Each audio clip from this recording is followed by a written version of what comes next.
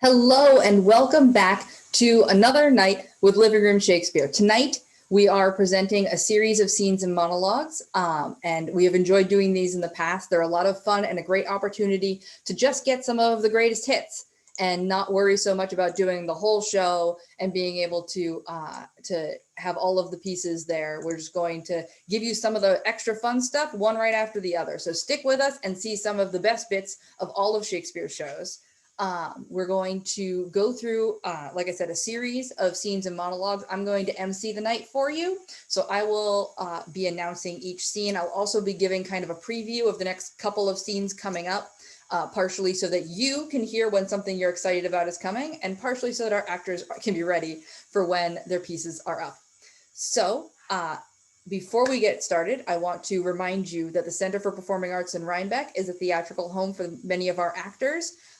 We are starting to do shows there again, which has been amazing. And this weekend, they are running Shakespeare on Demand. So if you have the opportunity when you're not watching us, you can catch some of their previous Shakespeare performances on their website. You can buy streaming links to those, to some of their older Shakespeare performances. I think they've got Othello and a couple of other ones. So that's going to be really great. I've seen several of those. They are fantastic. So please go and get streaming links to watch whole shows from the center. Or if you have the ability, please consider donating on this post or going to their website and making a donation. We are all still just trying to get to the end. The light is at the end of the tunnel, and they need to stay in operation so we can all get back on stage. It's going to be fantastic when we get there. So without further ado, we are going to begin tonight with, we're going to start with Hamlet and then Othello and then Richard III. So actors, that's Hamlet, then Othello, then Richard III. Tonight, starting us off, we have a monologue from Hamlet performed by Molly as Hamlet. Molly?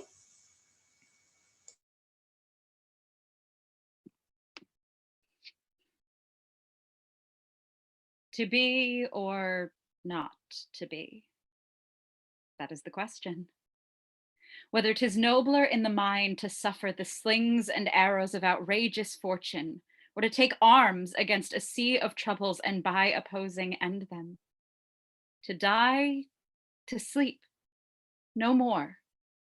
And by a sleep to say we end the heartache and the thousand natural shocks that flesh is heir to. 'Tis a consummation devoutly to be wished. To die, to sleep perchance to dream.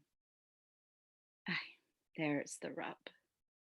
For in that sleep of death, what dreams may come when we have shuffled off this mortal coil must give us pause. There's the respect that makes calamity of so long life. For who would bear the whips and scorns of time, the oppressor's wrong, the proud man's contumely, the pangs of despised love, the law's delay, the insolence of office, and the spurns that patient merit of the unworthy takes, when he himself might his quietus make with a bare bodkin? Who would fardels bear to grunt and sweat under a weary life, but that the dread of something after death, the undiscovered country from whose bourne no traveler returns, puzzles the will and makes us rather bear those ills we have than fly to others that we know not of? Thus conscience does make cowards of us all. And thus the native hue of resolution is sicklied o'er with the pale cast of thought, and enterprises of great pith and moment with this regard their currents turn awry and lose the name of action.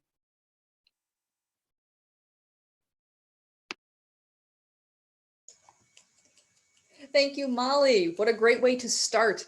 All right, so up next we have Othello, and after that will be Richard III, and then A Midsummer Night's Dream. So we have Othello from Act 4, Scene 3. We have Desdemona played by Vera and Emilia played by Michelle. Ladies, the floor is yours.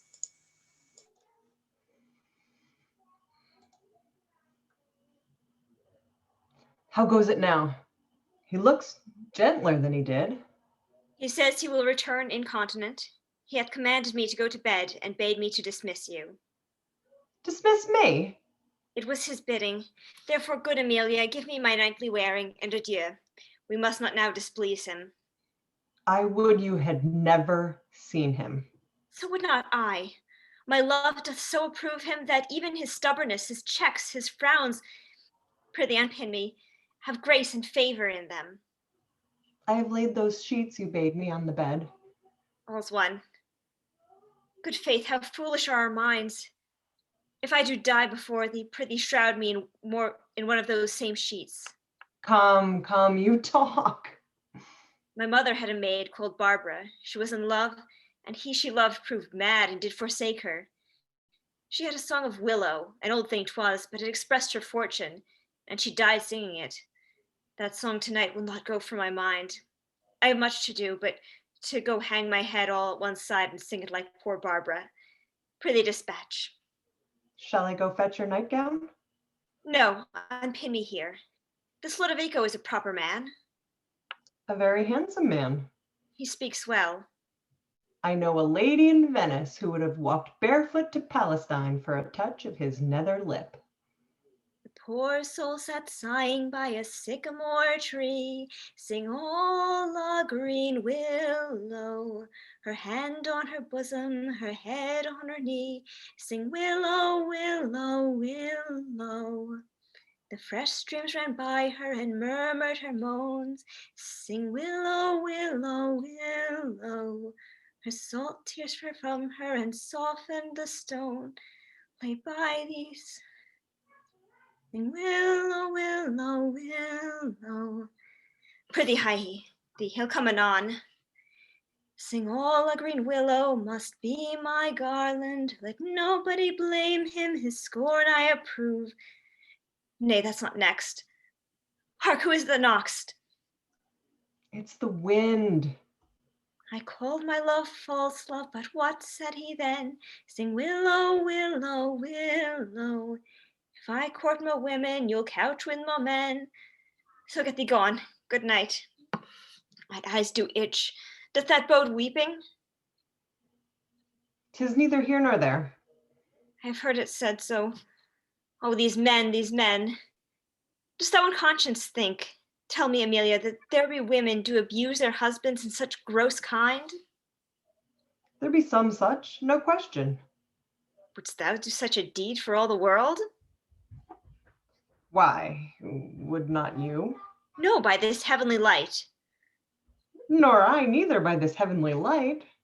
Might do it as well in the dark. Wouldst thou do such a deed for all the world? The world's a huge thing. It is a great price for a small vice. In troth, I think thou wouldst not. In troth, I think I should, and undo it when I'd done. Mary, I would not do such a thing for a joint ring, nor measures of lawn, nor for gowns, petticoats, nor caps, nor any petty exhibition. But for the whole world?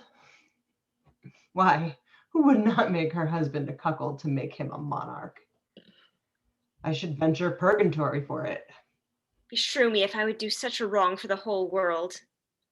Why, the wrong is but a wrong in the world, and having the whole world for your labor, 'tis a wrong in your own world, and you might quickly make it right. I do not think there is any such woman. Yes, a dozen, and as many to the vantage as would store the world they played for. But I do think it is their husbands' faults if wives do fail. Say that they slack their duties and pour our treasures into foreign laps, or else throw out in peevish jealousies, throwing restraint upon us, or say they strike us, or scant our former having in despite. Why, we have some galls, and though we have some grace, yet we have some revenge. Let husbands know their wives have sense like them. They see and smell and have their palates both for sweet and sour, as husbands have. What is it that they do when they change us for others? Is it sport? I think it is. And doth affection breed it? I think it doth. Is it frailty that thus errs? It is so too. And have we not affections, desires for sport and frailty as men have? Then let them use us as well, else let them know. The ills we do, their ills instruct us so. Good night, good night. Heaven may such uses send, not to pick bad from bad, but by bad mend.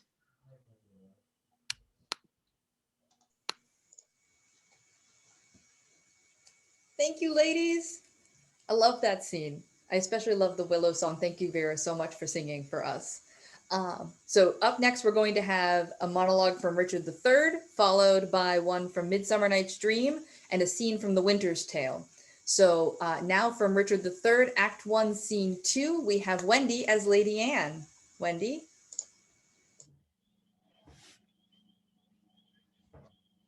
Set down, your honorable load, if honor may be shrouded in a hearse, whilst I a while obsequiously lament the untimely fall of virtuous Lancaster. Poor key cold figure of a holy king, pale ashes of the house of Lancaster. Thou bloodless remnant of that royal blood, be it lawful that I invocate thy ghost to hear the lamentations of poor Anne, wife to thy Edward, to thy slaughtered son, stabbed by the self-same hand that made these wounds. Lo, in these windows that let forth my life, I pour the helpless balm of my poor eyes. Cursed be the hand that made these fatal holes. Cursed be the heart that had the heart to do it. Cursed the blood that let this blood from hence.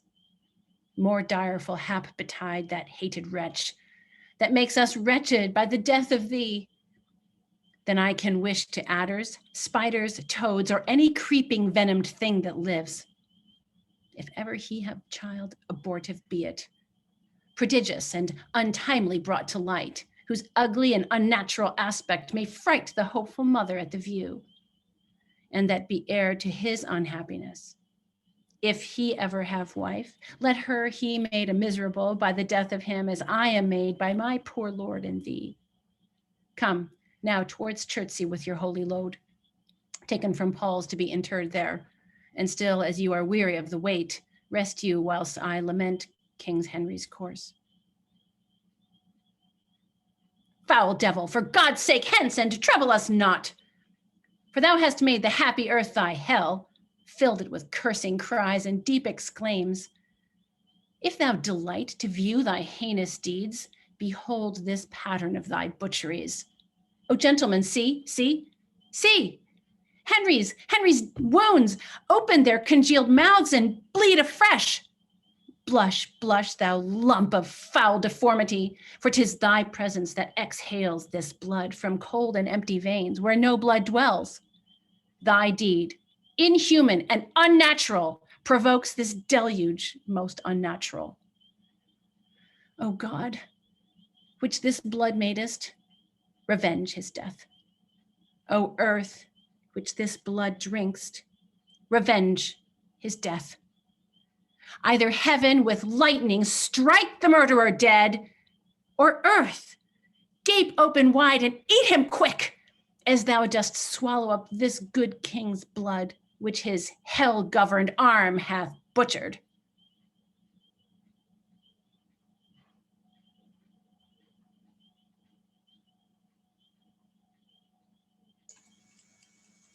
Wendy, thank you so much. Oh my goodness. That's a trip. All right. So our next monologue will be from Midsummer Night's Dream, followed by a scene from The Winter's Tale and a couple of scenes from Macbeth. So we're excited about all of these. First, we've got a monologue from Midsummer Night's Dream, Act 5, Scene 1. And as Puck, we have Logan. Take it away, Logan. If we shadows have offended, think but this, and all is mended, that you have but slumbered here, while these visions did appear, and this weak and idle theme no more yielding but a dream. Gentles, do not reprehend, If you pardon, we will mend. And as I am an honest puck, if we have unearned luck, now to escape the serpent's tongue, we will make amends ere long. Or else the puck a liar call, so good night unto you all. Give me your hands if we be friends, and Robin shall restore amends.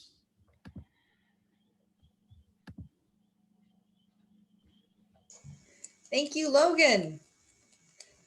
This is Logan's first night with us. We're so excited to have him.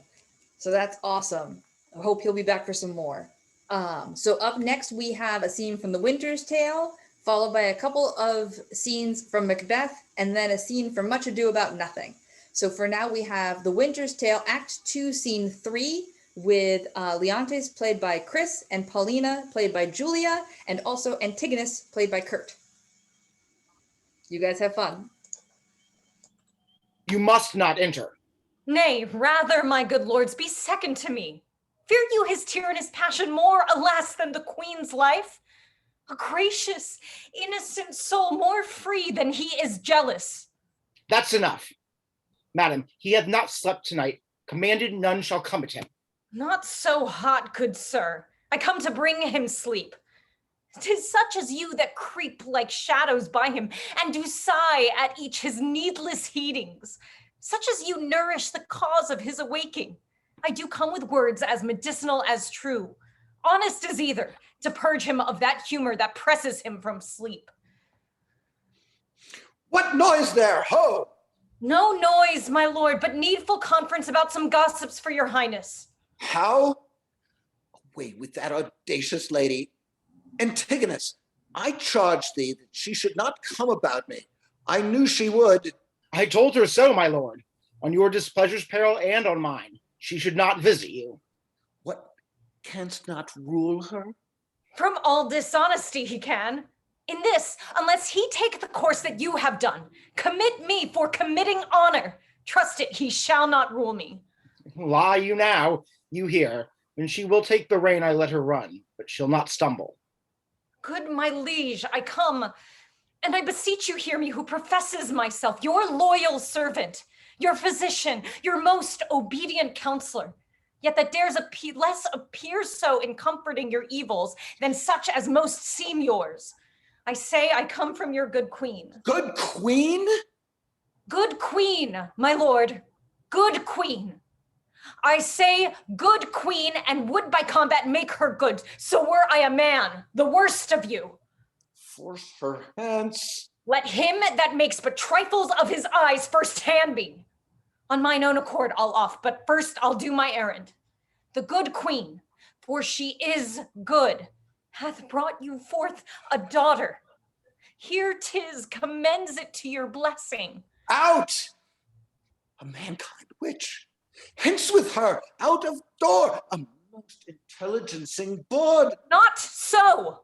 I am as ignorant in that as you in so entitling me, and no less honest than you are mad, which is enough, I'll warrant, as this world goes, to pass for honor. Traitors!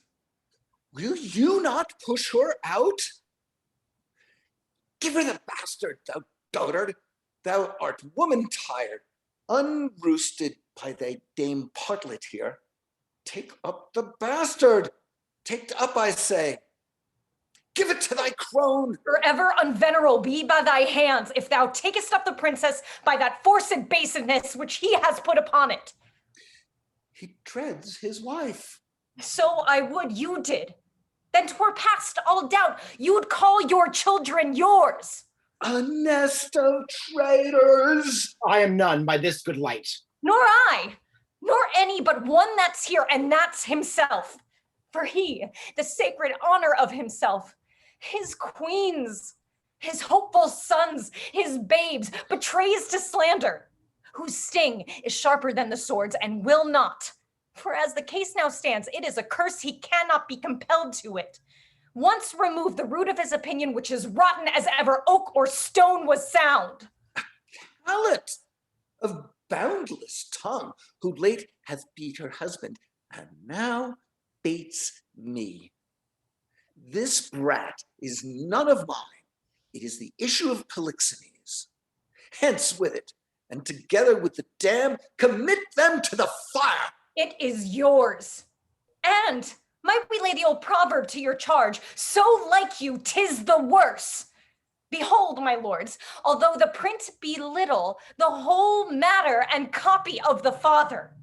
Eye, nose, lip, the trick of his frown, his forehead, nay, the valley, the pretty dimples of his chin and cheek, his smiles, the very mold and frame of hand, nail, finger. And thou, good goddess nature, which hast made it so like to him that got it, if thou hast the ordering of the mind too, mongst all colors, no yellow in it, lest she suspect, as he does, her children not her husband's. A gross hag! And Losel, thou art worthy to be hanged that will not stay her tongue. Hang all the husbands that cannot do that feat. You leave yourself hardly one subject. Once more, take her hence. A most unworthy and unnatural lord can do no more. I'll have thee burnt. I care not. It is an heretic that makes the fire, not she which burns in it. I'll not call you tyrant, but this most cruel usage of your queen, not able to produce more accusation than your own weak-hinged fancy, something savors of tyranny, and will ignoble make you, yea, scandalous to the world. On your allegiance, out of the chamber with her. Were I a tyrant, where were her life? She durst not call me so if she did not know me one. Away with her! I pray you do not push me. I'll be gone. Look to your babe, my lord. 'Tis yours. Jove send her a better guiding spirit. What needs these hands? You that are thus so tender o'er his follies will never do him good, not one of you. So, farewell. We are gone.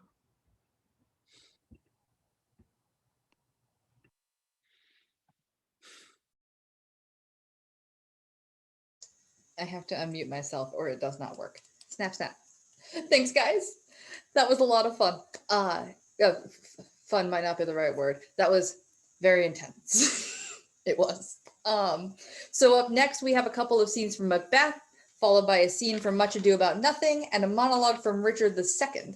So up next, we have Carl playing Macbeth and Molly playing Lady Macbeth. They're going to give us a pair of scenes from Act 1, Scene 7 and Act 2, Scene 2. I believe they plan to just roll through. So Carl and Molly.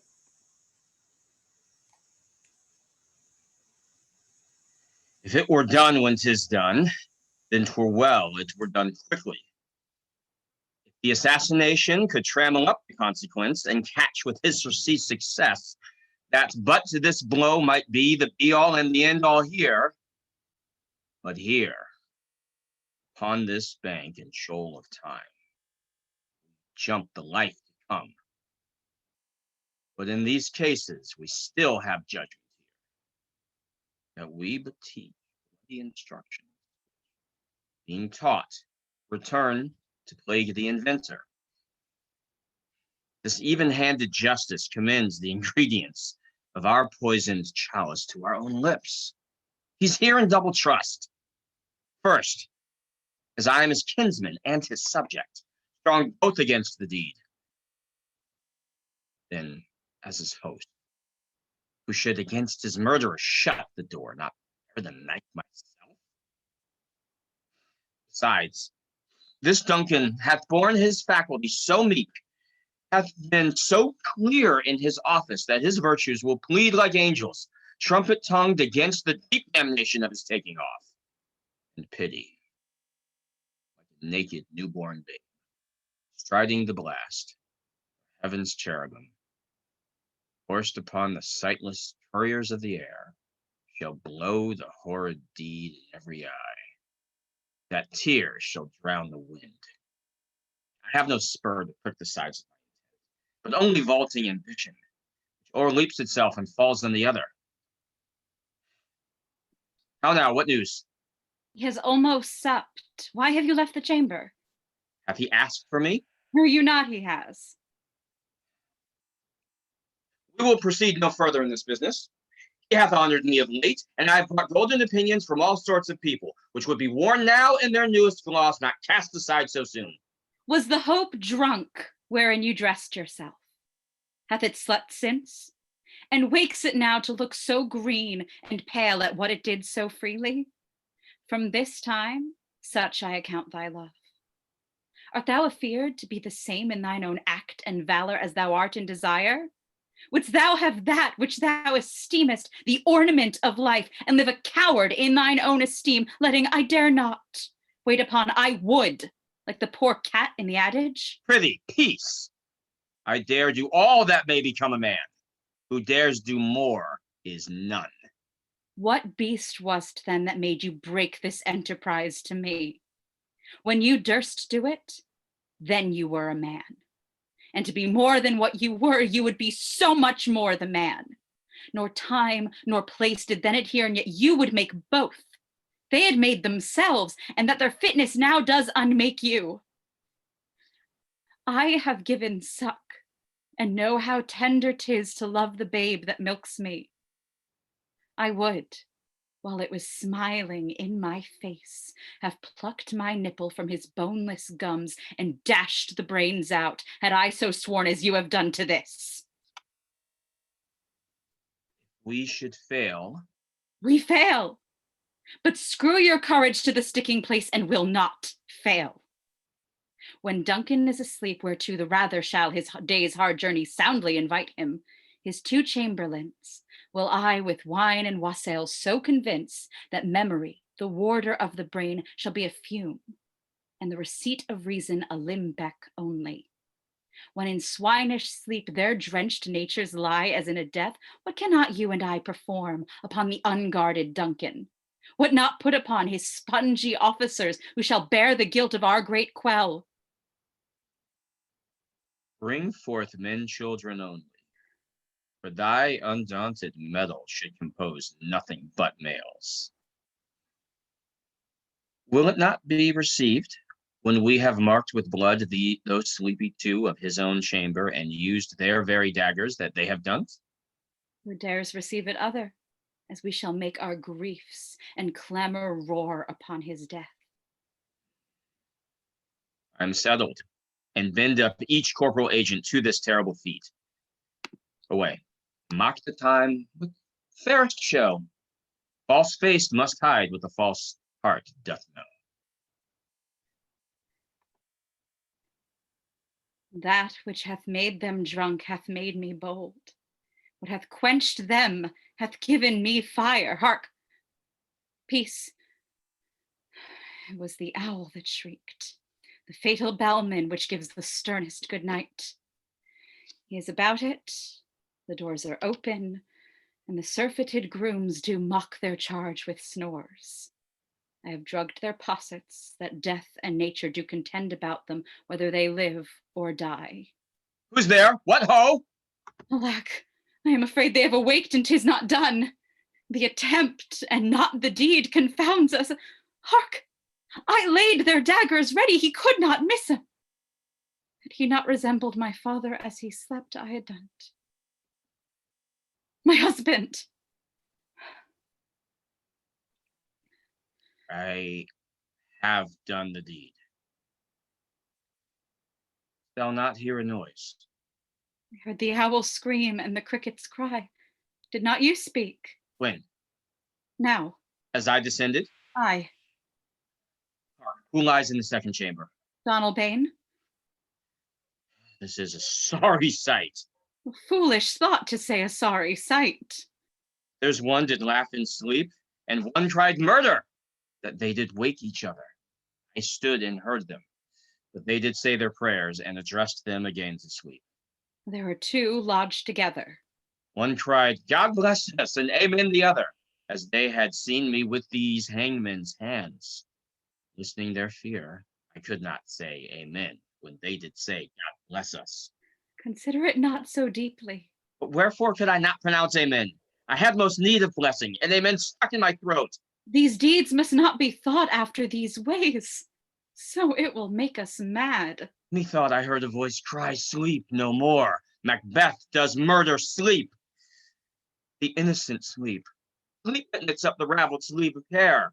The death of each day's life, sore labor's bath, balm of hurt minds, great nature's second course, chief nourisher in life's feast. What do you mean? Till it cried, sleep no more to all the house. Glamis hath murdered sleep, and therefore Cawdor shall sleep no more. Macbeth shall sleep no more. Who was it that thus cried? My worthy Thane, you do unbend your noble strength to think so brain-sickly of things. Go, get some water and wash this filthy witness from your hand. Why did you bring these daggers from the place? They must lie there. Go, carry them and smear the sleepy grooms with blood. Go no more. I am afraid to think what I have done. Look on't, I dare not. Infirm of purpose. Give me the daggers. The sleeping and the dead are but as pictures. 'Tis the eye of childhood that fears a painted devil. If he do bleed, I'll gild the faces of the grooms withal, for it must seem their guilt. Whence is that knocking? How is it with me when every noise appalls me? What hands are here? They pluck out mine eyes. Will all great Neptune's ocean wash this blood clean from my hand? No. This my hand, rather the multitudinous seas in incarnadine, making the green one. My hands are of your color, but I shame to wear a heart so white. You're knocking at the south entry. Retire we to our chamber. A little water clears us of this deed. How easy is it then? Your constancy hath left you unattended. Hark, we're knocking. Get on your nightgown, lest occasion call us and show us to be watchers. Be not lost so poorly in your thoughts. Know my deed, 'twere best to not know myself. Wake Duncan with thy knocking. I would thou.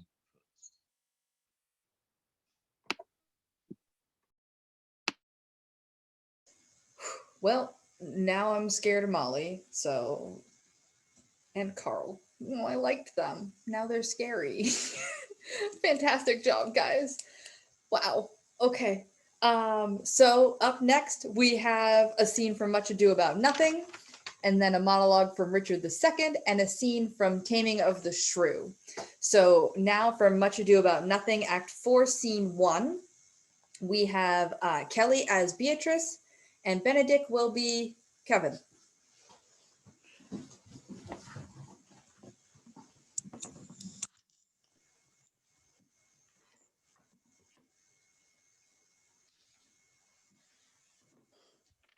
Lady Beatrice, have you wept all this while? Yea, and I will weep a while longer. I will not desire that. You have no reason. I do it freely. Surely I do believe your fair cousin is wronged. Oh, how much might the man deserve of me who would right her? Is there any way to show such friendship? Very even way, but no such friend. May a man do it? Is a man's office, but not yours.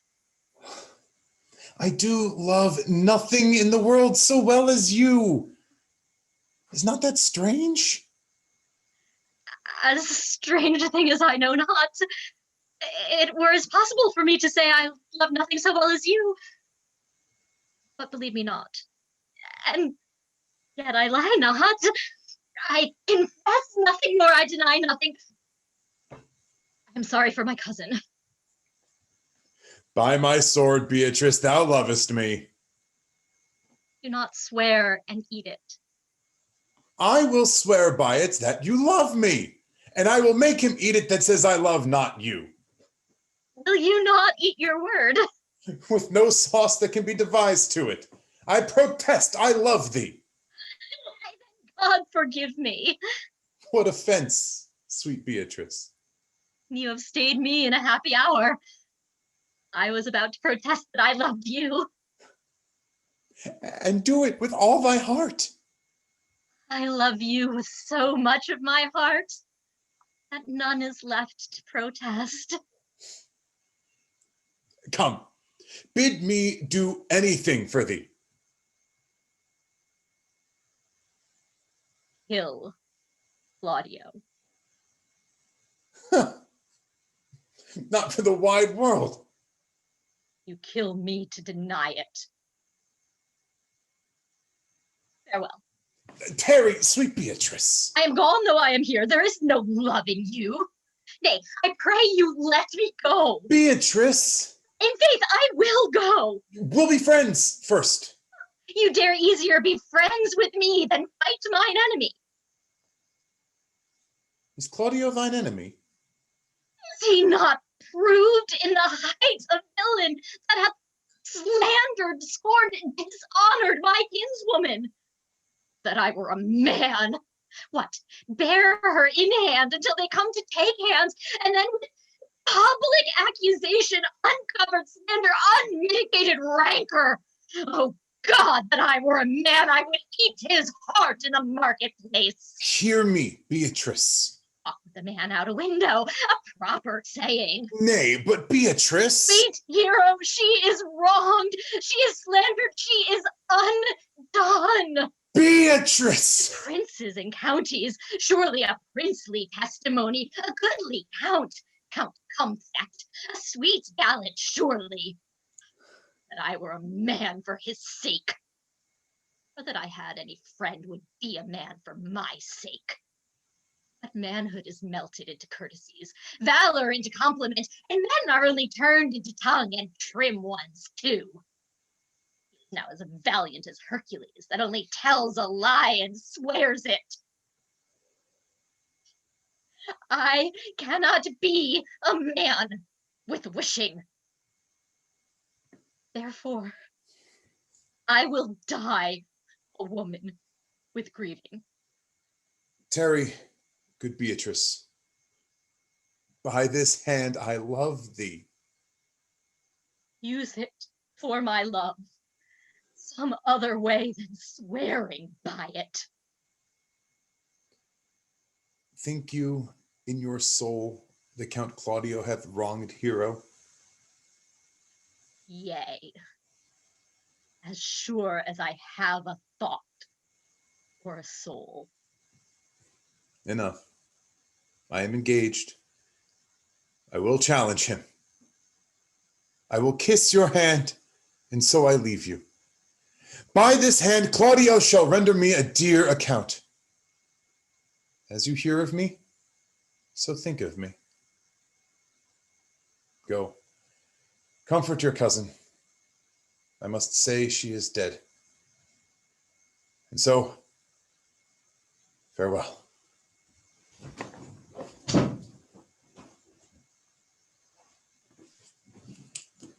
Thank you both. I love grabbing a love scene out of a comedy just to have it turn dark. All right, let me just that back. There we go. All right, so we have got a monologue next from Richard II, followed by a scene from Taming of the Shrew, and then a monologue from Hamlet. So, so next Can we go to the next one? This one was not something that we'd prepared. Oh, this was something we had prepared? I'm so sorry. Keep on to the next one. Yep, we'll just move along. All right then, so we have a scene from Taming of the Shrew, and so then we'll have Hamlet and Richard III. So from Taming of the Shrew, Act 2, Scene 1, we have Vera as Katharina, I can read, and Eric as Petruchio. Vera and Eric, you have the floor. Good morrow, Kate, for that's your name, I hear. Well, have you heard? But something hard of hearing. They call me Katharina that do talk of me. Oh, you lie in faith, for you are called plain Kate, and Bonny Kate, and sometimes Kate the Cursed, but Kate, the prettiest Kate in Christendom. Kate of Kate Hall, my super dainty Kate, for dainties are all Kates, and therefore Kate. Take this of me, Kate of my consolation. Hearing thy mildness praised in every town, thy virtues spoke of and thy beauty sounded, yet not so deeply as to thee belongs, myself am moved to woo thee for my wife. Moved? In good time, let him that moved you hither remove you hence. I knew you at the first, you were immovable. Why, what's immovable? A joined stool. Ah, that was Tiddit. Come, sit on me. Asses are made to bear, and so are you. Women are made to bear, and so are you. No such jade as you, if me you mean. Ah, alas, good Kate, I will not burden thee, for knowing thee to be but young and light. Too light for such a swain as you to catch, and yet as heavy as my weight should be. Should be, should buzz. Well ta'en, and like a buzzard. Oh, slow-winged turtle, shall a buzzard take thee? Aye, for a turtle as he takes a buzzard. Oh, come, come, you wasp. If faith you are too angry. If I be waspish, best beware my sting. Well, my remedy is then to pluck it out. Aye, if the fool could find where it lies. Oh, who knows not where a wasp doth wear his sting? In his tail. In his tongue. Whose tongue? Yours if you talk of tails, and so farewell. What, with my tongue in your tail? Nay, come again. Good Kate, I am a gentleman. That I'll try. I swear I'll cuff you if you strike again. So may you lose your arms. If you strike me, you are no gentleman. And if no gentleman, why then no arms? A herald, Kate? Oh, put me in thy books. What is your crest? A coxcomb? A combless cock, so Kate will be my hen.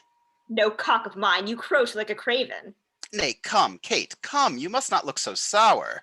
It is my fashion when I see a crab. Why, here's no crab, and therefore look not sour. There is, there is. Then show it me. Had I a glass, I would. What, you mean my face?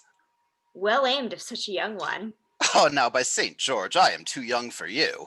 Yet you are withered. 'Tis with cares. I care not. Nay, hear you, Kate, in sooth you scape not so. I'll chafe you if I tarry. Let me go. No, not a whit. I find you passing gentle. 'Twas told me you were rough and coy and sullen, and now I find report a very liar. For thou art pleasant, gamesome, passing courteous, but slow in speech, yet sweet as springtime flowers. Thou canst not frown, thou canst not look askant, nor bite the lip as angry wenches will. Nor hast thou pleasure to be cross in talk, but thou with mildness entertainst thy wooers with gentle conference, soft and affable. Why does the world report that Kate doth limp? O slanderous world! Kate, like the hazel twig, is straight and slender, and as brown in hue as hazelnuts and sweeter than the kernels. Oh, let me see thee walk, thou dost not halt.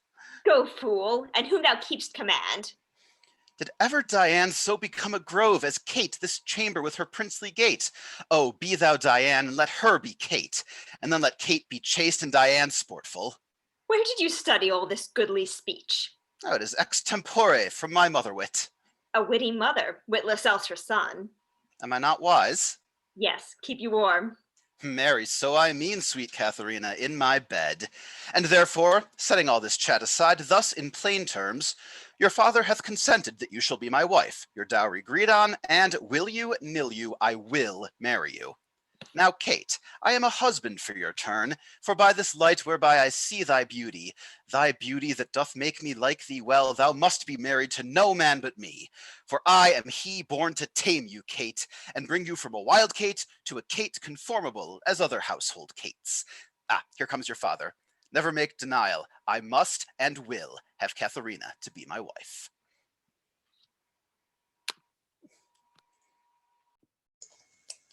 Well done, guys. That scene is always fun, but you guys, wow, you moved that along. That was so much fun to watch. It's got so much great back and oh my goodness. Everybody is so good tonight.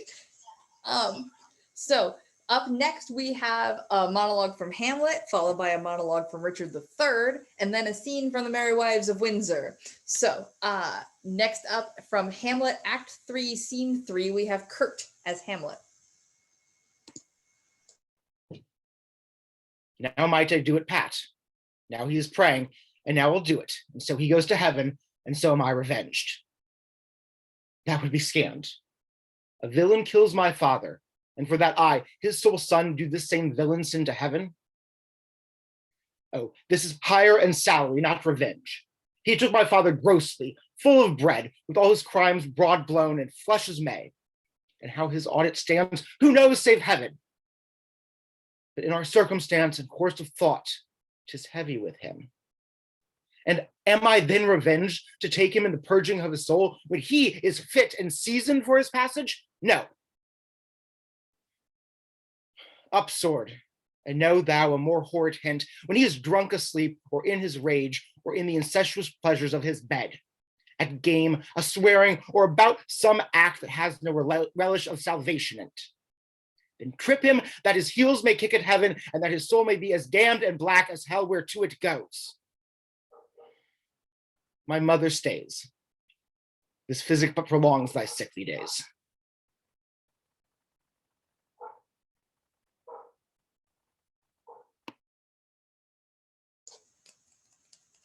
Thank you, Kurt. Oh my goodness. Okay.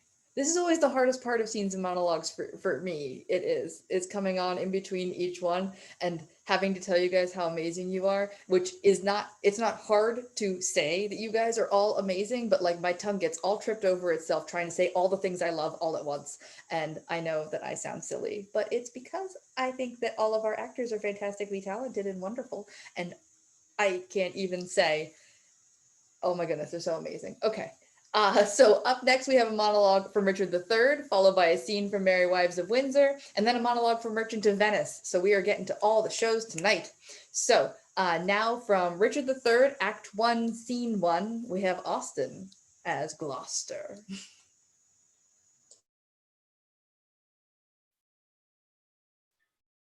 Now is the winter of our discontent, made glorious summer by this sun of York, and all the clouds that loud upon our house in the deep bosom of the ocean buried. Now are our brows bound with victorious wreaths, our bruised arms hung up for monuments, our stern alarums changed to merry meetings, our dreadful marches to delightful measures. Grim-visaged war hath smoothed his wrinkled front, and now, instead of mounting barbed steeds to fright the souls of fearful adversaries, he capers nimbly in a lady's chamber to the lascivious pleasing of a lute. But I, that am not shaped for sportive tricks, nor made to court an amorous looking glass, I that am rudely stamped and want love's majesty to strut before a wanton ambling nymph, I that am curtailed of this fair proportion, cheated of feature by dissembling nature, deformed, unfinished, sent before my time into this breathing world scarce half made up, and that so lamely and unfashionable that dogs bark at me as I halt by them. Why? Love forswore me in my mother's womb, and for I should not deal in her soft laws, she did corrupt frail nature with some bribe, to shrink mine arm up like a withered shrub, to heap an envious mountain on my back, to shape my legs of an unequal size, to disproportion me in every part, like to a chaos, or an unlicked bare whelp that carries no impression like the dam. While I, in this weak piping time of peace, have no delight to pass away the time, unless to spy my shadow in the sun and descant on mine own deformity. Then, since this earth affords no joy to me but to command, to check, to overbear such as are of better person than myself, I'll make my heaven to dream upon the crown. And whilst I live to account this world but hell, until this misshaped trunk that bears this head be round impaled with a glorious crown.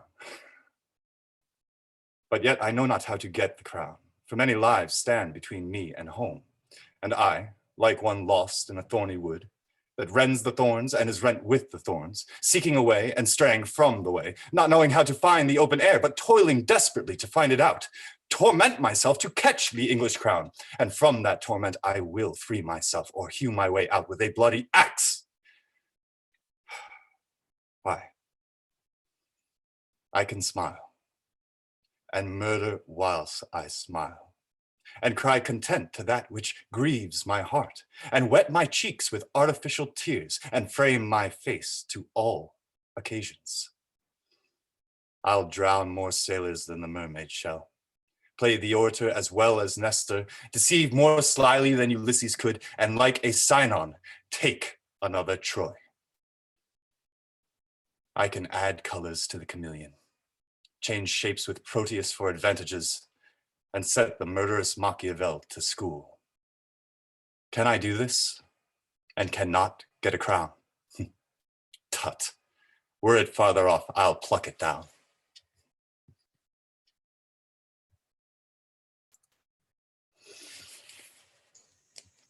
Austin, everybody's so scary tonight, guys. You're all scaring me. All right. Oh, thank you, Austin. So we next have a scene from Merry Wives of Windsor, followed by a monologue from Merchant of Venice, and a scene from Hamlet. So from Merry Wives of Windsor, Act 2, Scene 1, as Mistress Ford, we have Kelly, and as Mistress Page, we have Michelle. Ladies?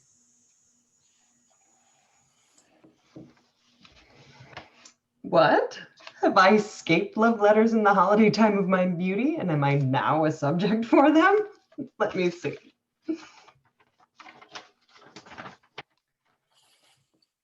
Ask me no reason why I love you. For though love use reason for his physician, he admits him not for his counselor. You are not young.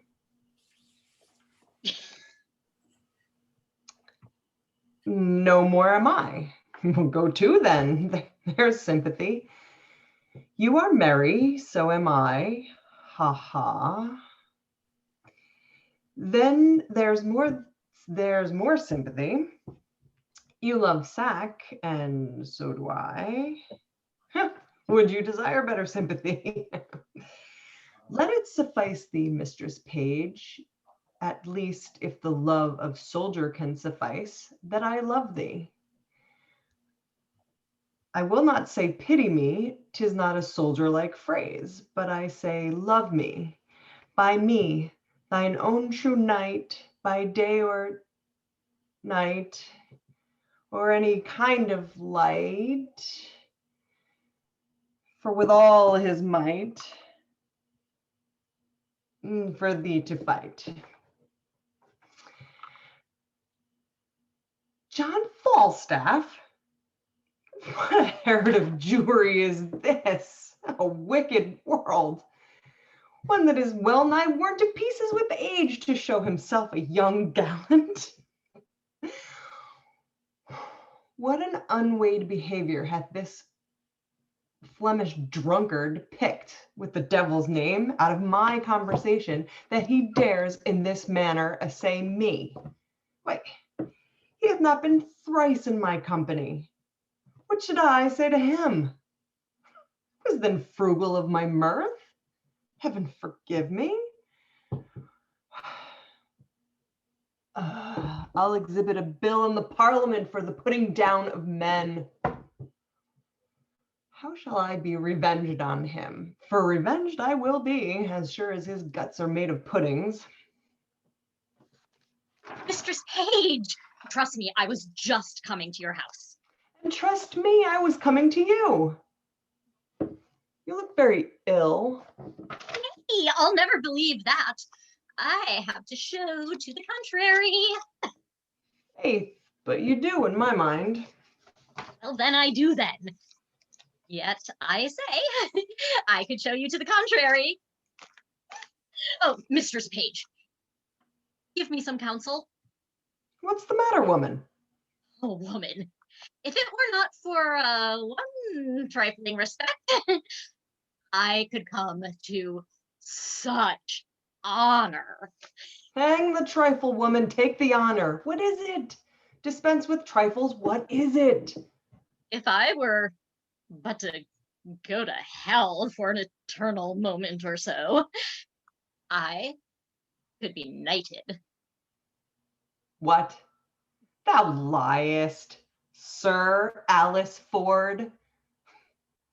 These knights will hack, and so thou shouldst not alter the article of thy gentry. We burn daylight. Here, read, perceive how I might be knighted. I shall make worse of fat men as long as I have been I to make difference of men's liking. And yet, he would not swear. He praised women's modesty and gave such orderly and well-behaved reproof to all uncomeliness that I would have sworn his disposition would have gone to the truth of his words. But they do no more keep alive here and keep face together than the 100th psalm to the tune of Greensleeves.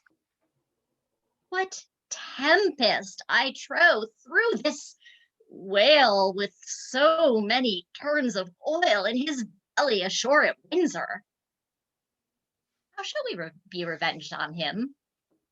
I think the best way was to entertain him with hope, till the wicked fire of lust hath melted him in his own grease. Did you ever hear the like?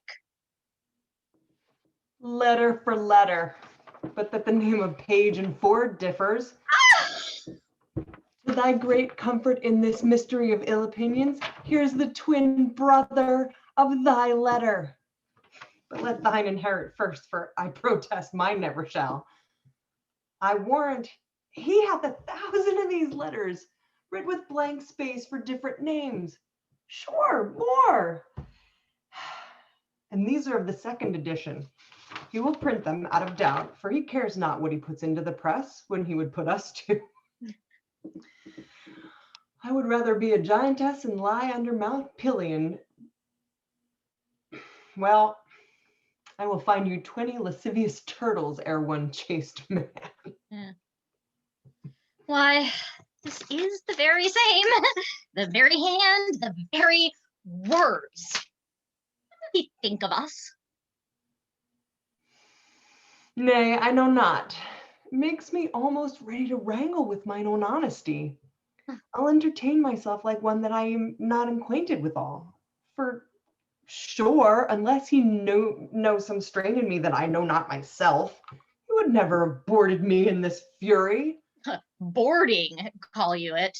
I'll be sure to keep him above board. So will I. If he comes under my hatches, I'll never to see again. Let's be revenged on him. Let's appoint him a meeting.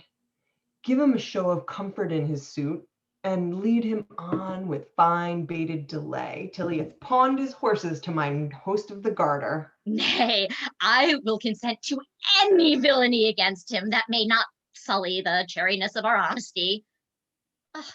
That my husband saw this letter, it would give eternal food to his jealousy. Why, look where he comes, and my good man too. He's as far from jealousy as I am from giving him cause. And that, I hope, is an unmeasurable distance. You are the happier woman. Come, let's consult together against this greasy knight. Come hither. Oh my goodness, ladies. Oh, you just tore those letters apart. That was amazing. Okay, so now we have a monologue from Merchant of Venice, and then a scene from Hamlet, and a monologue from Twelfth Night. So right now we have from Merchant of Venice, Act 2, Scene 2. Chris will be giving us Lancelot. Chris?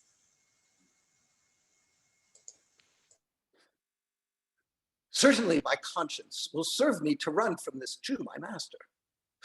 The fiend is at my elbow and tempts me, saying to me, "Gobbo, Lancelot, gobbo, good Lancelot," or "Good gobbo," or "Good Lancelot, gobbo, use your legs, run away."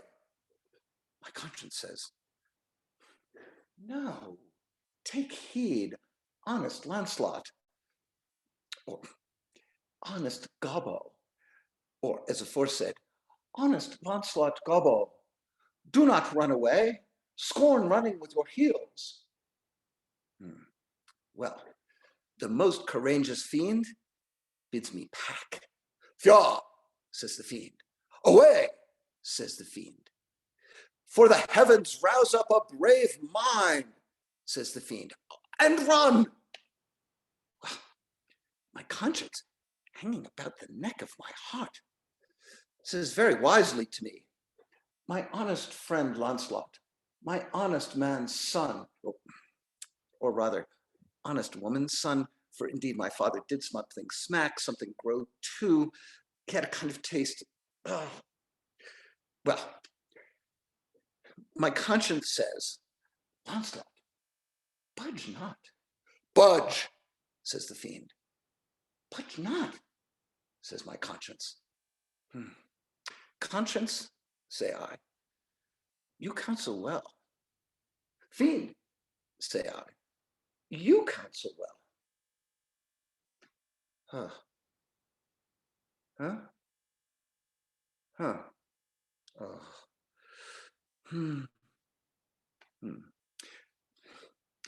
To be ruled by my conscience, I should stay with the Jew, my master, and who, God bless the mark, is a kind of devil.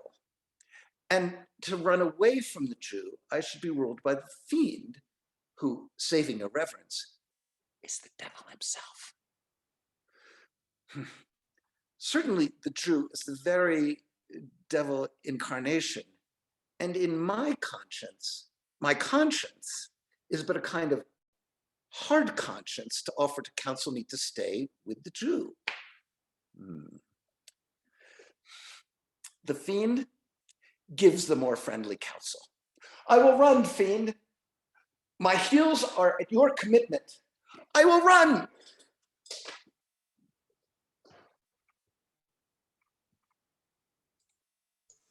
I don't think he's coming back. I don't think he's coming back. I think he's gone for good. Good night, Chris. That was amazing. Okay. All right. So we have a scene from Hamlet, and then we have a monologue from Twelfth Night and a scene from The Tempest, maybe. I'll be checking in with the actors on that one. So let's see here. Next up is Hamlet Act 3, Scene 4. Wendy will be Gertrude and Eric will be Hamlet, and you never know who might pop in. Wendy and Eric.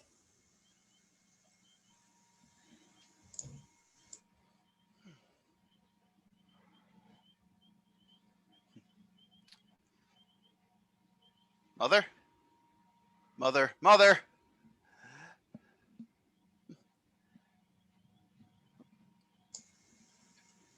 Eric, we can hear you. You can hear me? Yes. Yes. Isn't That is how how the now, scene mother, starts what's the according to matter? what Is I my have. first line. The first thing I see on my script here is how now, mother, what's the matter? Very Here, well hang on. then. Perhaps I have There you go. I dropped cut. the link to the cut. Go Thank ahead you. and grab it. Thank you. Mhm. Sorry. Now, mother, what's the matter? Hamlet, thou hast thy father much offended. Mother, you have my father much offended. Come, come, you answer with an idle tongue. Go, go, you question with a wicked tongue. Why, how now, Hamlet? What's the matter now? Have you forgot me? No, by the rood, not so. You are the queen, your husband's brother's wife. And, would it were not so, you are my mother. Nay, then I'll set those to you that can speak. Oh, come, come, and sit you down. You shall not budge. You go not till I set you up a glass where you may see the inmost part of you. What wilt thou do? Thou wilt not murder me. Help, help, ho! What? Ho! Help! Help! How Help! now, a rat, dead, for a ducat, dead! Oh, I am slain. Oh, me, what hast thou done? Nay, I know not. Is it the king? Oh, what a rash and bloody deed this is. A bloody deed, almost as bad, good mother, as kill a king and marry with his brother. As kill a king? Aye, lady, 'twas my word. Oh, thou wretched, rash, intruding fool, farewell. I took thee for thy better. Take thy fortune, thou find'st to be too busy is some danger. Oh, leave wringing of your hands, peace! Sit you down and let me wring your heart, for so I shall, if it be made of penetrable stuff, if damned custom have not brassed it so that it is proof and bulwark against sense. What have I done that thou darest wag thy tongue in noise so rude against me? Oh, such an act that blurs the grace and blush of modesty, calls virtue hypocrite, takes off the rose from the fair forehead of an innocent love and sets a blister there, makes marriage vows as false as dicers' oaths. Oh, such a deed as from the body of contraction plucks the very soul, and sweet religion makes a rhapsody of words. Heaven's face doth glow. Yea, this solidity and compound massed with tristful visages against the doom is thought sick at the act.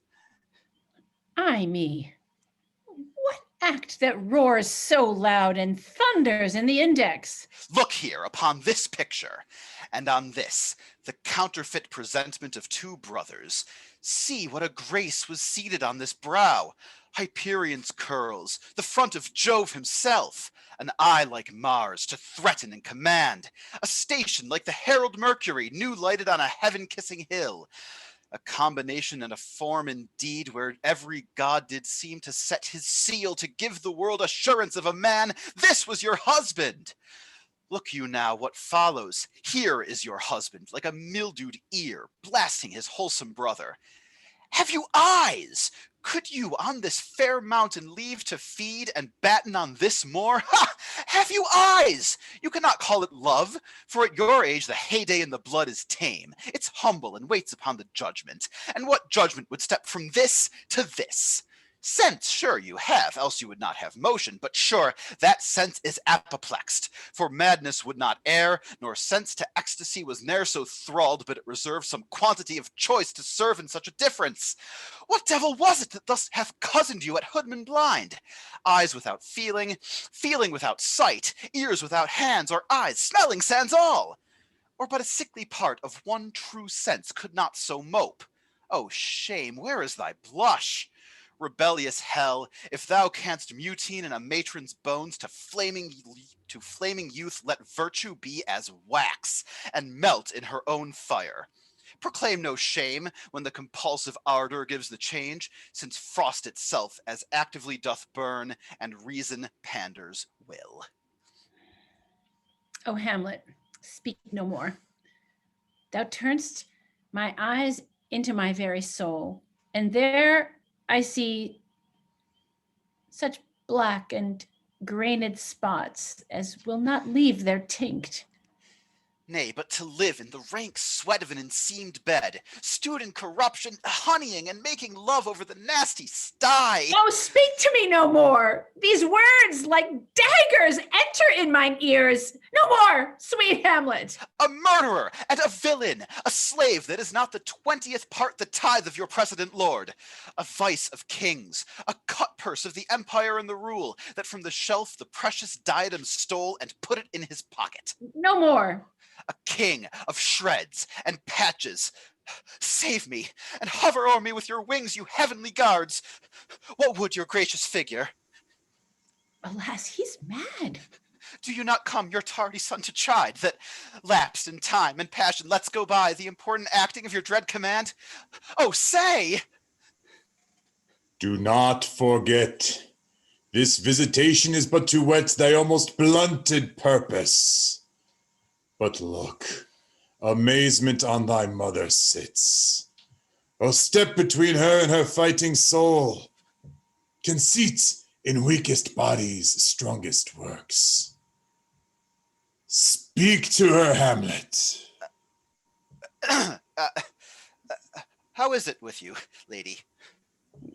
Alas, how is't with you? That you do bend your eye on vacancy, and with the incorporeal air do hold discourse. Forth at your eyes your spirits wildly peep, and as the sleeping soldiers in the alarm, your bedded hair, like life in excrements, starts up and stands on end. O gentle sun, upon the heat and flame of thy distemper, sprinkle cool patience. Whereon do you look? On him! On him! Look you, how pale he glares! His form and cause conjoined, preaching to stones would make them capable. Do not look on me, lest with this piteous action you convert my stem effects. Then what I have to do will want true color, tears perchance for blood. To whom do you speak this? Do you see nothing there? Nothing at all. Yet all that is I see. Nor do you nothing here. No, nothing but ourselves. Why, look you there, how it steals away! My father, in his habit as he lived. Look where he goes, even now, out the portal. This, the very coinage of your brain, this bodiless creation ecstasy is very cunning in. Ecstasy? Oh, my pulses, yours doth temperately keep time, and makes as healthful music. It is not madness that I have uttered. Bring me to the test, and I the matter will reword, which madness would gamble from.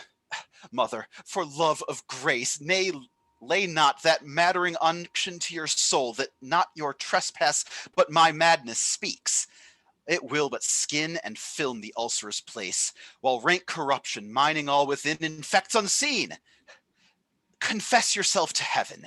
Repent what's past, avoid what is to come, and do not spread the compost on the weeds to make them rancor. Forgive me this, my virtue, for in the fatness of these pursy times, virtue itself of vice must pardon beg, yea, curb and woo for leave to do him good. Hamlet, thou hast cleft my heart in twain.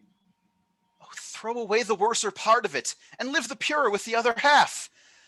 Good night, but go not to mine uncle's bed. Assume a virtue, if you have it not, that monster custom, who all sense doth eat, of habits devil is angel yet in this, that to the use of actions fair and good he likewise gives a frock or livery that is aptly put on. Refrain tonight, and that shall lend a kind of easiness to the next abstinence, the next more easy, for use almost can change the stamp of nature, and throw him out with wondrous potency. Once more, good night. And when you are desirous to be blessed, I'll blessing beg of you. For this same Lord I do repent, but heaven hath pleased it so to punish me with this, and this with me, that I must be their scourge and minister.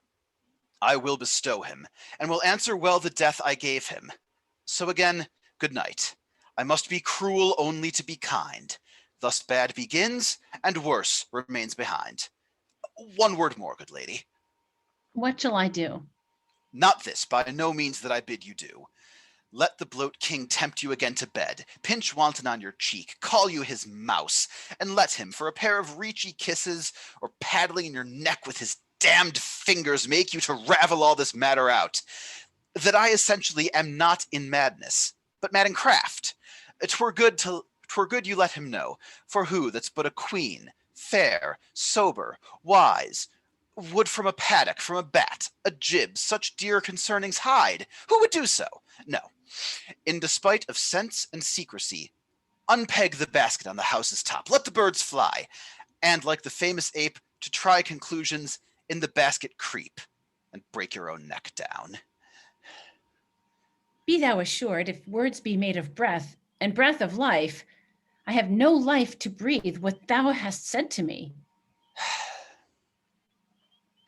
I must to England, you know that. Alack, I had forgot. 'Tis so concluded on.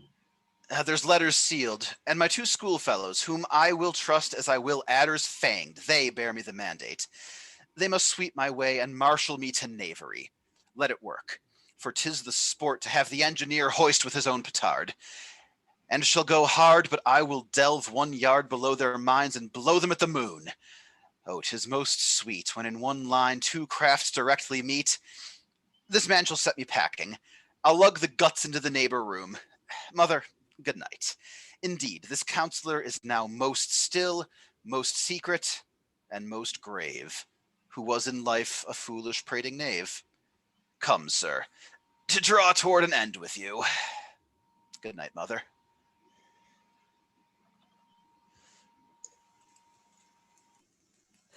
Oh my goodness. I can't with words. talk about how amazing that was. Okay. Okay. We have a little bit left for tonight. I'm running out of all the nice things to say because I can't say them all. There's so many okay. So we have a monologue from 12th night. I think we're going to sit on the Tempest for a bit and see if we get to do that one. We're gonna hang on the Tempest. So we got 12th night, and then we've got a monologue from King Lear, and then a scene from Midsummer Night's Dream. So right now we have 12th night, Act 3, Scene 2, with Kelly as Viola. Kelly?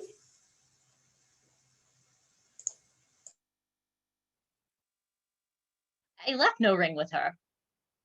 What means this lady? Fortune forbid my outside had not charmed her. She made good view of me. Indeed. So much so that, sure, I thought her eyes had lost her tongue, for she did speak in starts, distractedly. She loves me! Sure. The cunning of her passion invites me in this churlish messenger. None of my lord's ring, why, he sent her none. I am the man. If it be so, as 'tis, poor lady, she better love a dream. Disguise, I see thou art a wickedness, wherein the pregnant enemy does much. How easy is it for the proper pulse in women's waxen hearts to set their forms? Alas, our frailty is to blame, not we. For such as we are made of, such we be. How will this fadge?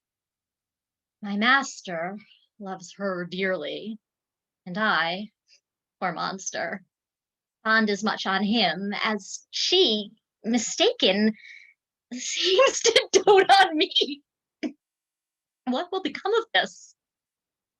As I am man, my state is desperate for my master's love. As I am woman, now alas the day, what thriftless sighs shall poor Olivia breathe? Time, thou must unravel this, not I. It is too hard a knot for me to untie.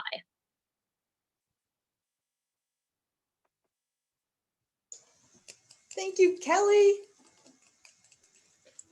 All right, so we're going to go real quick to we've got a monologue from King Lear, and then we've got a scene from Midsummer Night's Dream, and we will figure things out from there. So for now, we have from King Lear, Act 3, Scene 2, Kevin as Lear.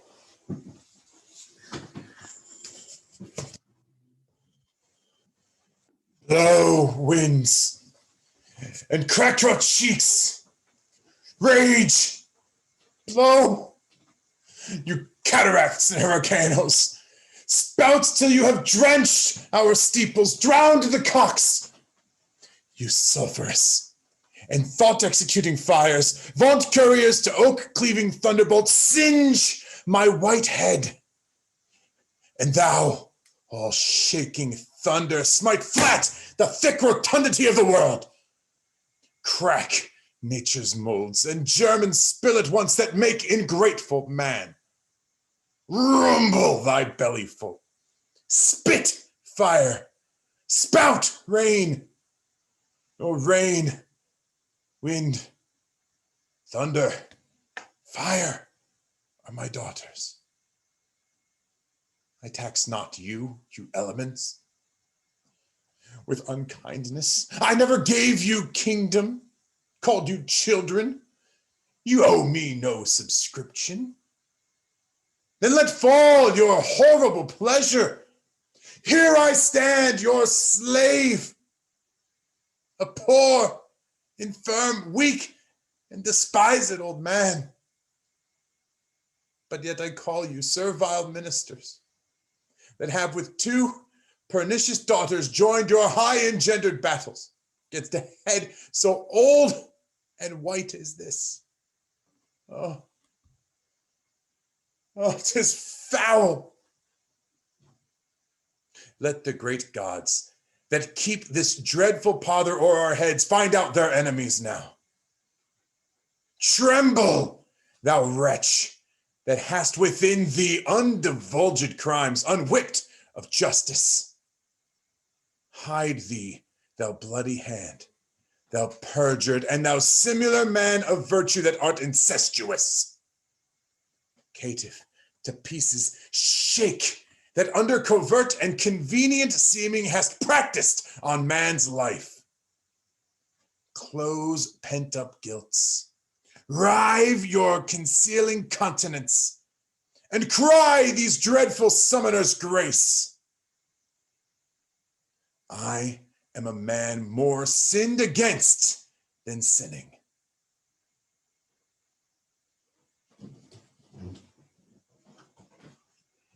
All right. A little bit of screaming at the clouds. Okay.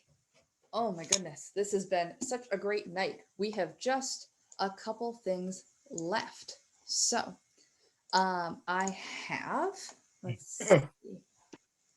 We have got a scene from Midsummer Night's Dream. We are still watching for the Tempest. We might have the Tempest. And we also have a monologue from As You Like It, and that is our night. So stick with us for just a couple more, and it's going to be fantastic. So for now, we're going to go to Midsummer Night's Dream, Act 2, Scene 1, with Kurt as Demetrius and Molly as Helena. All right, you guys, you're going to rock. I know it. I love thee not, therefore pursue me not. Where is Lysander and fair Hermia? The one I'll slay, the other slayeth me. Thou toldst me they were stolen unto this wood, and here am I, and woed within this wood, because I cannot meet my Hermia. Hence get thee gone, and follow me no more. You draw me, you hard-hearted adamant. Be it you draw not iron, for my heart is true as steel. Leave you your power to draw, and I shall have no power to follow you. Do I entice you? Do I speak you fair? Or rather, do I not, in plainest truth, tell you that I do not, nor I cannot love you? And even for that do I love you the more. I am your spaniel, and Demetrius, the more you beat me, I will fawn on you. Use me but as your spaniel. Spurn me, strike me, neglect me, lose me. Only give me leave, unworthy as I am, to follow you. What worser place can I beg in your love, and yet a place of high respect with me, than to be used as you use your dog? Tempt not too much the hatred of my spirit, for I am sick when I do look on thee. And I am sick when I look not on you. You do impeach your modesty too much, to leave the city and commit yourself into the hands of one that loves you not, to trust the opportunity of night and the ill counsel of a desert place with the rich worth of your virginity. Your virtue is my privilege, for that it is not night when I do see your face. Therefore, I think I am not in the night. Nor doth this wood lack worlds of company, for you, in my respect, are all the world. Then how can it be said I am alone when all the world is here to look on me? I'll run from thee and hide me in the brakes, and leave thee to the mercy of wild beasts. The wildest hath not such a heart as you.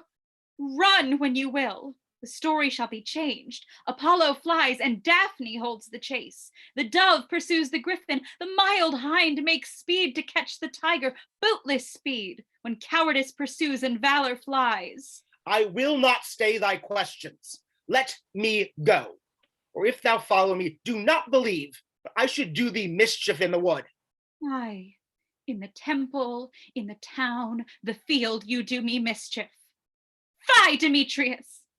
Your wrongs do set a scandal on my sex. We cannot fight for love as men may do. We should be wooed, and we're not made to woo. Oh! I'll follow thee, and make a heaven of hell to die upon the hand I love so well.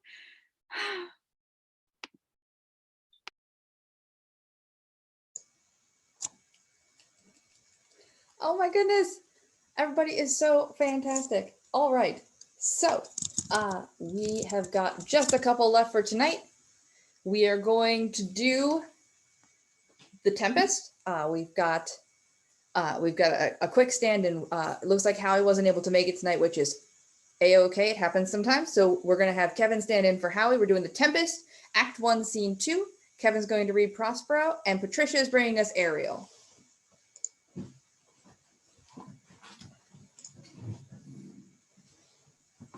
If by your art, my dearest father, you have put the wild waters in this roar, allay them. The sky, it seems, would pour down stinking pitch. By that the sea, mouthing the welkin cheek, dashes the fire out. Oh, I have suffered with those that I saw suffer.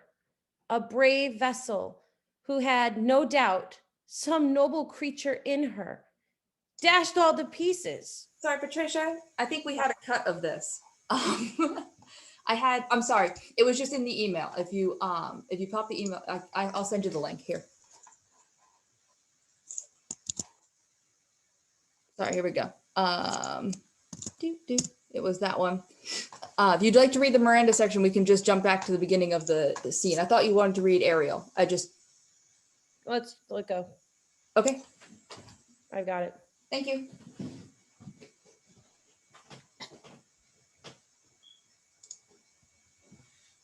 Come away, servant, come.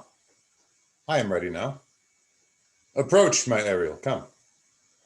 All hail, great master, grave sir, hail. I come to answer thy best pleasure, but to fly, to swim, to dive into the fire, to ride. Oh, the curled clouds to thy strong bidding task, Ariel and all his quality. Hast thou, spirit, performed to point the tempest that I bade thee? To every article. I've boarded the king's ship, now on the beak, now in the waist, the deck, in every cabin. I flamed amazement. Sometime I divide and burn in many places on the topmast. The yards of and bowsprit would I flame distinctly, then meet and join. Jove's lightnings, the precursors. Oh, the dreadful thunderclaps, more momentary, and sight outrunning were not. The fire and cracks of sulphurous roaring, the most nightly Neptune, seemed to besiege and make his bold waves tremble, yea, his dread trident shake. Oh, my brave spirit! Who was so firm, so constant, that this coil would not infect his reason? Not a soul, but never felt a fever of the mad and played, some tricks of desperation, all but mariners, plunged in the foaming brine and quit the vessel. Then all afire with me, the king's son, Ferdinand, with hair upstaring. And then the reeds, not hair, was the man that leapt, cried, hell is empty and all the devils are here. Why, that's my spirit. But was this not nigh shore? Close by, my master. But are they, Ariel, safe? Not a hair perished. On their sustaining garments, not a blemish, but fresher than before. And as thou badest me, in troops I have dispersed them about the isle. The king's son have I landed by himself, whom I left cooling of the air with sighs, in an odd angle of the isle and sitting, his arms in the sad knot. Of the king's ship the mariners say how thou hast disposed, and all the rest of the fleet. Safely in harbor in the king's ship, in the deep nook where once thou callest me at midnight to fetch dew from the still vexed Bermuths. There she hid, the mariners all under hatch stowed, whom with a charm joined to their suffered labor, I have left asleep. And for the rest of the fleet, which I dispersed, they all have met again and are upon the Mediterranean float, bound sadly home for Naples, supposing that they saw the king's ship wrecked and his great person perished. Ariel, thy charge exactly is performed. But there's more work. What is the time of the day? Past the mid-season. At least 2 glasses. The time twixt 6, and now must by us both be spent most preciously. Is there more toil?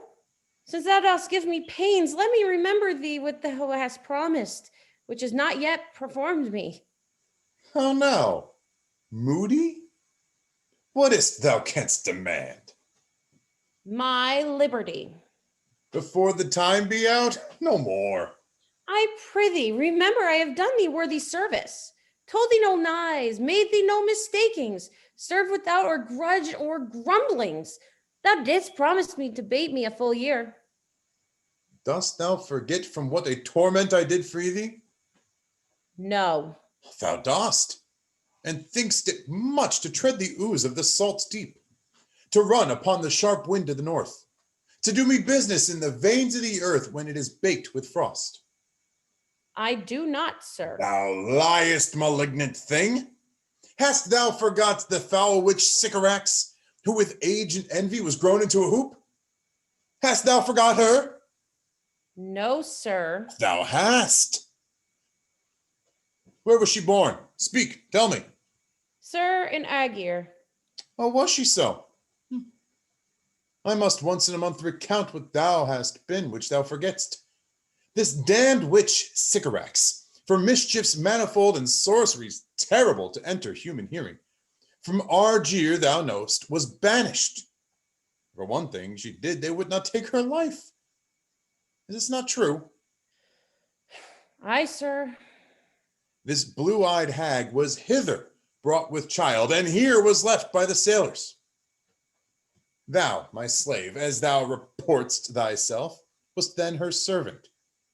And for thou wast a spirit too delicate to act her earthy and abhorred commands, refusing her grand hests, she did confine thee, by help of her more potent ministers, and in her most unmitigable rage into a cloven pine, within which rift imprisoned thou didst painfully remain 12 years, within which space she died and left thee there, where thou didst vent thy groans as fast as mill wheels strike.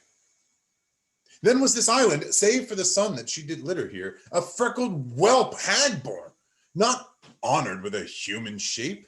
Yes, Caliban, her son. Dull thing, I say so. He, that Caliban, whom now I keep in service. Thou best know'st what torment I did find thee in. Thy groans did make wolves howl, and penetrate the breasts of ever angry bears.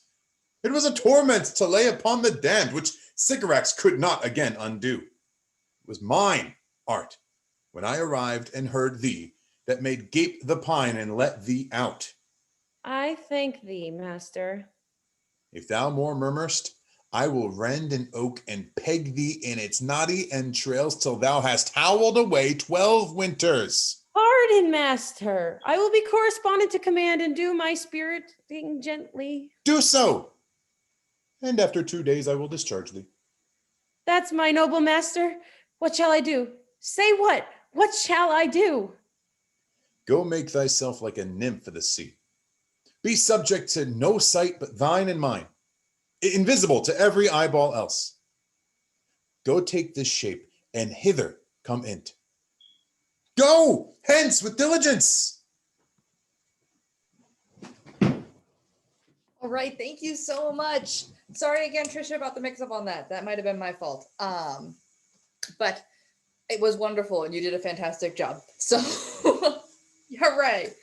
All right, so to wrap us up tonight, we have just one more monologue from As You Like It, Act 5, Scene 4. Julia is going to bring us Rosalind. Julia, you ready to take us home? Let's do it. Let's do it. You have fun. It is not the fashion to see the lady, the epilogue, but it is no more unhandsome than to see the lord, the prologue. If it be true that good wine needs no bush, 'tis true that a good play needs no epilogue. Yet to good wine they do use good bushes, and good plays prove the better by the help of good epilogues. What a case am I in then that am neither a good epilogue, nor cannot insinuate with you on the behalf of a good play. I am not furnished like a beggar, therefore to beg will not become me. My way is to conjure you. And I'll begin with the women. I charge you, O women, for the love you bear to men, to like as much of this play as please you. And I charge you, O men, for the love you bear to women, as I perceive by your simpering, none of you hates them, that between you and the woman, the play may please. If I were a woman, I would kiss as many of you as had beards that pleased me, complexions that liked me, and breasts that I defied not. And I am sure as many as have good beards or good faces or sweet breaths will, for my kind offer, when I make curtsy, bid me farewell.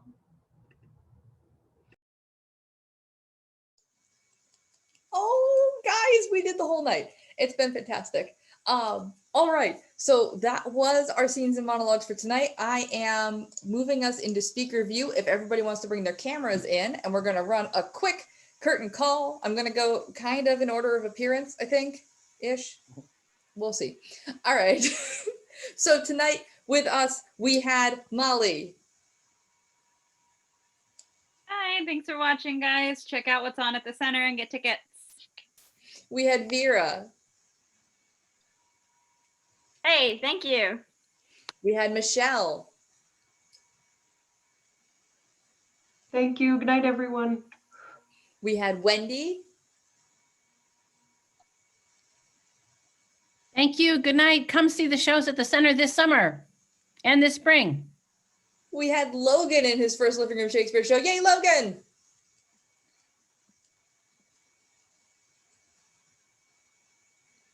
Logan, you have to say something or we can't see you. Sorry, friend. All right, I thought I said something. Thank you. We had Chris. Thanks very much. Good night. We had, we had Julia. Thanks, everyone. Have a good night. We had Carl. It's not. Oh. Thank you, everyone. Have a wonderful night. We had Kevin. Hey, thank you so much for watching, guys. Shakespeare on Demand this weekend. Pippin opens next weekend. CenterForPerformingArts.org. We had Kelly. Thank you, everybody. Have a great weekend. Go see theater. We had Kurt. Thank you, everyone, for watching. Have a great weekend. We had Eric. Thank you for coming, everybody. Have a good night. Support your local online theater. Good night. I love that hat. Okay. We had Austin. Thank you so much. Support the arts. Hi. And we had Patricia. Thanks, everyone. Don't forget to donate. Yay! All right. So as everyone has said, of course, all of our local arts are taking donations at this time. We especially support the Center for Performing Arts in Rhinebeck. That's always been kind of our buddy theater. But any arts organization in your area that's asking for donations, of course, needs them at this time. So please find ways to give them money. Either buy tickets, participate in events, just send them donations. They all need it, and we all want them to still be here.